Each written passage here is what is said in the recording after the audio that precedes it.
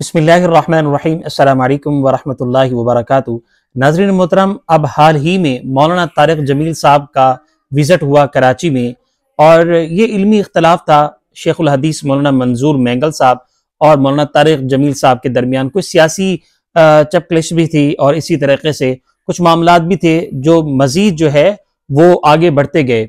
लेकिन यह है कि चूँकि मौलाना तारिक जमील साहब अभी तशरीफ़ लाए हाल ही में कराची में, तो मौलाना मंजूर मैंगल साहब ने बाकायदा आपको बुलाया अपने इदारे में, तो आपने बहुत ज़बरदस्त वहाँ पे अल्लाह और उसके रसूल की बात फरमाई। जिस तरह आपका अंदाज़ है दावत और तबलीग का, बेपनाह आपके जो इसी तरीक़े से अल्लाह और रसूल की तरफ आने वाले लोग हैं यकीनन आपके लिए दुआ गो भी रहते हैं।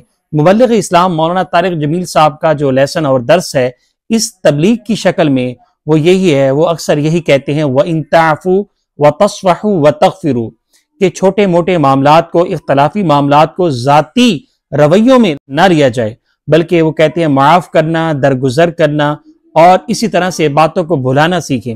यह बड़ा अच्छा सबक हम सब के लिए भी है कि हम मिलजुल के रहें।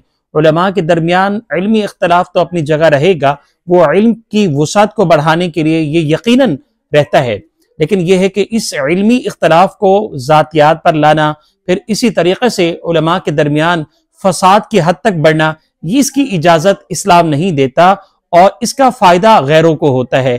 चाहे वो अंग्रेज की शक्ल में आप बात करें, चाहे यहूदियों की शक्ल में आप बात करें, या आउट ऑफ कंट्रीज में रहने वाले दीगर जो इस्लाम के दुश्मन हैं उनके हवाले से आप बात करें।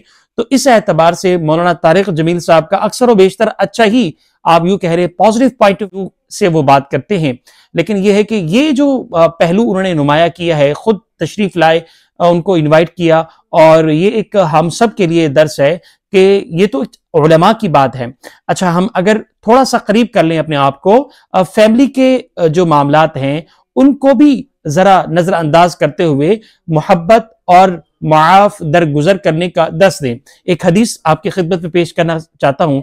अल्लाह के नबी अलैहिस्सलाम ने फरमाया कि जो तुमसे तोड़े तुम उससे जोड़ो, इसी तरह से जो आपको गाली दे आप उसको दुआ दे। तो कहने का मकसद ये इस हदीस के तनाजुर में बताया गया है कि जो इस तरह से कर लें तो उसे जन्नत की बशारत सुना लें। तो इस एतबार से हमें यह भी सबक मिला कि हमें मिलजुल के रहना चाहिए, उलमा की इज्जत और एहतराम अपनी जगह, लेकिन अपनी फैमिली के अंदर भी एक दूसरे के साथ जो है हमदर्दी के साथ रहना चाहिए।